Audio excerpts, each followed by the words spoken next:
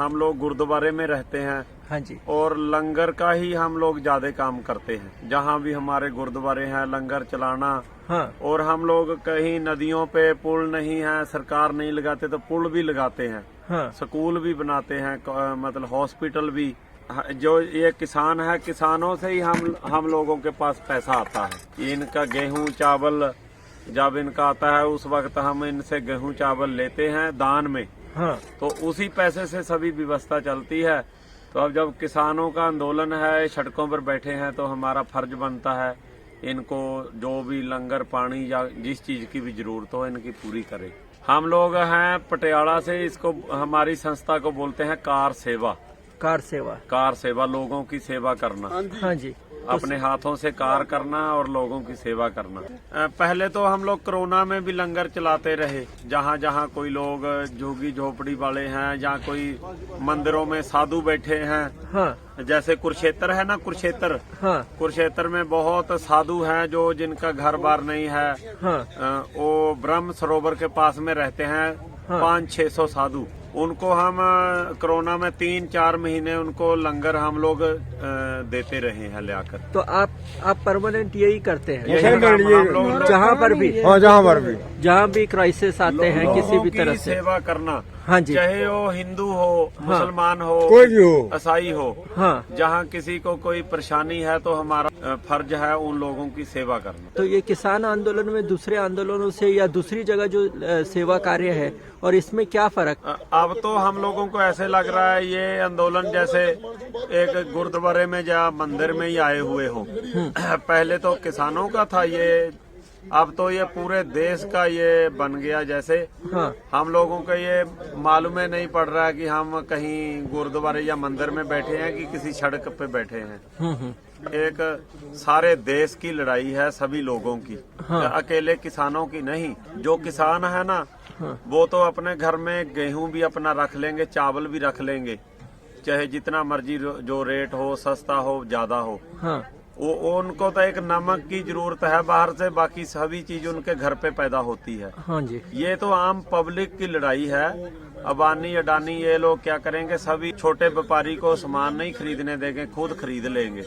बाद में ये पैकेटों में बंद कर कर कर जो आटा आज 25-30 रुपए किलो है, हाँ। ये 200-300 रुपए किलो बेचेंगे। उस वक्त देश के लोगों की आंखें खुलेंगी कि किसान लड़ाई अच्छी लड़ रहे थे या गलत लड़ रहे थे। तो आप जितने भी हैं सभी लोग इसी संस्था से जुड़े हैं? मतलब आपका खुद का ये आंदोलन नहीं है?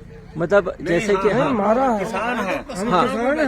अब हम लोग ये देखो, हाँ। हम लेकिन अपना घर बार छोड़कर रह रहे हैं संस्था में लोगों की सेवा के लिए। हाँ। लेकिन हमारा पिछोकड़ किसानों का ही है। अच्छा। हाँ, हमारे जो डैडी हैं, हमारा भाई है, वो खेती करते हैं वो। अच्छा। हाँ। तो जहाँ जहाँ पर कुछ भी समस्या आती है आप लंगर का काम करते हो। हाँ। लेकिन हर जगह पर आप पॉलिटिकली वो या किसी भी तरह से वो इश्यूज आपके मन से जुड़ा हो या नहीं हो, लेकिन जरूरत उनको है तो आप उनको लंगर लगाते हो। हाँ। जैसे ये कोई हिंदू भाई हमारे पास आ जाए चलकर कि हम लोग वहाँ ये काम कर रहे हैं, बाबा जी हमारे पास वहाँ लंगर का व्यवस्था नहीं है, तो हम ये नहीं सोचेंगे कि ये हिंदू हैं या इनका, हम तो उनके लिए भी लंगर लेकर पहुँच जाएंगे। हाँ। हमारा ये इंसानियत के नाम पर हमारा धर्म बनता है। बिल्कुल।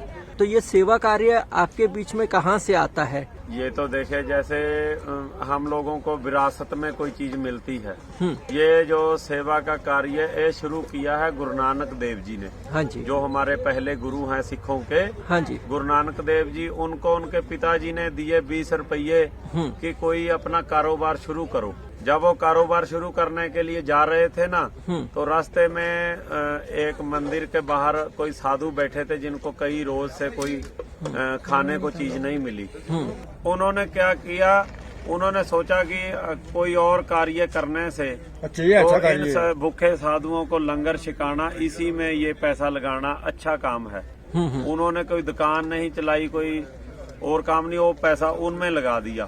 उनसे लेकर ये सब परंपरा शुरू हुई है। उन्होंने लंगर चलाया तो वो लंगर अब चलता जा रहा है। 550 साल हो गए। जैसे ये बोलते हैं ना कि आपके पास पैसा कहाँ से आ रहा है। तो जब कोरोना चल रहा था उस वक्त सिखों ने लंगर लगाए, उस वक्त मोदी जी ने नहीं पूछा कि आपके पास पैसा पाकिस्तान से आता है या चीन से आता है। जहाँ कहीं पे बाढ़ आ गई उस वक्त लोगों ने लंगर लगाए, सिखों ने उस वक्त भी पूछते कि कहाँ से पैसा आया।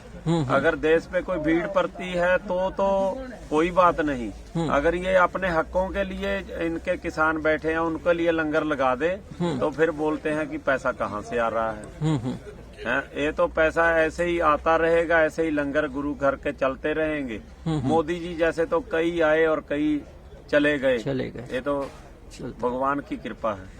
नहीं, आप इतना सेवा का कार्य कर रहे हैं, ये कर रहे हैं, लेकिन जब इस तरह से बदनाम किया जाता है कि आप खालिस्तानी फोर्सेस इसमें आ गए हैं, या फिर विपक्ष आपको भड़का रहा है, या फिर आप अलगाववादी हैं, तो ये जब ऐसा बोला जाता है तो आपको कैसे महसूस होता है, आपके मन पे कैसे लगता है?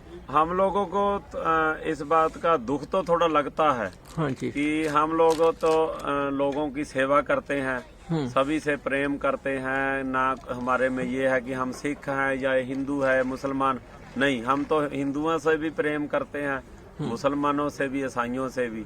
जब कोई ऐसा बोलता है थोड़ा दुख तो जरूर लगता है, पर हम फिर भूल जाते हैं इस बात को कि छोड़ो, किसी ने बोल दिया कोई बात नहीं, ये लोग तो अच्छे हैं, ये लोग अच्छे हैं, फिर दोबारा उसी लाइन पे फिर चल पड़ते हैं। सिख समाज और मुसलमान समाज, उनको भी डिवाइड करने की कोशिश होती है कि ये बताया जाता है कि मुसलमानों ने आप पे बहुत अत्याचार किए, तो इस पे आप क्या बोलना चाहेंगे? जितने भी इंसान, सिख धर्म है, हाँ जी, सिख धर्म में भी कुछ लोग बुरे होंगे, हाँ जी, तो मुसलमानों के टाइम में जो जिन्होंने कोई जुल्म किया वो भी बुरे। अब मोदी जी हैं, इनको क्या बोलेंगे भाई, ये भी अत्याचार कर रहे हैं ना। 3 महीने से किसान सड़कों पे रुल रहा है, बच्चे रुल रहे हैं, बुढ़िया साथ में, माइये जो है लेडीज ये भी साथ में है। अब ये भी जुल्म कर रहे हैं ना, ये भी किसी आज से 100-200 साल बाद लोग याद किया करेंगे कि तो हम लोग सब हिंदुओं को तो जुल्म ही नहीं बोल सकते। हाँ, सभी हिंदुओं को तो नहीं बोल सकते। यहाँ हमारे साथ हिंदू भाई हमारे साथ आ रहे हैं, यहाँ बैठकर खाना खा रहे हैं और साथ में कुछ सामान लेकर भी आ रहे हैं। कोई कंबल लेकर आ रहा है, कोई रजाइयाँ लेकर आ रहा है कि ठंड ना लगे। मोदी जी भी हिंदू हैं, अब क्या बोलेंगे। सभी धर्मों में माड़े इंसान भी होते हैं, अच्छे भी होते हैं। इसके लिए तो कोई अकेले मुसलमानों को माड़ा हम नहीं कह सकते। तो के इतिहास में हुआ है तो वो मुस्लिम राजाओं ने या मुगलों ने किया है, आम मुस्लिम जनता से तो आपका कोई बैर नहीं था। हाँ, नहीं। जो जिसके हाथ में, हमारे जो गुरबाणी में लिखा हुआ है, जिस हाथ जोर कर बेखे सोई भी, जिसके हाथ में पावर आती है ना, वो अपनी पावर का इस्तेमाल करके देखता है। जब जो मुगल राजा थे उनके पास में ताकत थी, उन्होंने भी अपनी ताकत दिखाई, लोगों को तंग किया। अब मोदी जी भी वैसे ही राजे बने हुए हैं, क्यों? उनकी पूरी मेजोरिटी है, बहुमत है इनके पास। अगर विपक्ष मजबूत होता ना तो मोदी जी को पता लग जाता कि कैसे बिल पास करते हैं या कैसे नहीं। उन विपक्ष में कोई मजबूत नेता अभी नहीं है, आगे आ जाएगा कोई ना कोई, फिर मोदी जी को कोई नहीं पूछेगा। ये विपक्ष में मजबूत नेता नहीं है, ये कारण है, या ये कारण है कि मोदी ने जो राजनीति चलाई है वो समाजों को डिवाइड करने की राजनीति चलाई है कि हम हिंदू की तरफ है या मुसलमानों की तरफ है। हाँ। तो इसकी वजह से ये ज्यादा खतरनाक हो गई। मोदी जी इनका शुरू से हमारे हिसाब से, वैसे अटल जी के समय में ये नहीं था, लेकिन जो मोदी जी हैं ये तो धर्मों को बांटने का काम बहुत ज्यादा करते हैं कि हिंदू है, मुसलमान है, इससे देश का कोई भला नहीं होगा, देश का नुकसान होगा। हिंदू है, सिख है, मुसलमान, सभी भाई भाई हैं। अब मोदी जी पहले बांटते रहे, अब मोदी जी के हाथों से ही लोग एक हो गए हैं। अब मोदी जी को बहुत पछतावा होगा कि हमारे हाथों से ही लोग एक हो गया। अब यहाँ एक मंच पर हिंदू भी हैं, मुसलमान भी है, सिख भी, ईसाई भी, सभी रातों को भी इकट्ठे बैठते हैं जैसे अब हम लोग बैठे हैं। तो ये मोदी जी को बहुत दुख होगा कि हम तो बांटते रहे, ये भगवान ने एक कर दिया इनको। तो आप और लोगों को क्या संदेश देना चाहते हैं? और लोगों को हम ये कहना चाहते हैं कि सबसे पहले तो ये ना लोग सोचें कि ये किसानों की लड़ाई है, ये पूरे देश की लड़ाई है। इससे व्यापारी भी खत्म हो जाएगा, आम छोटा दुकानदार भी खत्म हो जाएगा और शहरों में रह रहे लोगों को बहुत दिक्कत आएगी, सामान महंगा हो जाएगा बहुत ज़्यादा। तो इसलिए बोलेंगे कि सभी लोग किसानों के साथ लड़ाई में शामिल हो, ज़्यादा से ज़्यादा इनको मजबूती दें। जहाँ भी कहीं किसान बैठे हैं उनका जो भी कोई प्रॉब्लम हो उसको सॉल्व करो और इनका साथ दो। मोदी जी का फिर मोदी जी की आंखें खुलेंगी, पूरे देश में फिर शांति रहेगी। धन्यवाद। धन्यवाद जी, शुक्रिया आपका।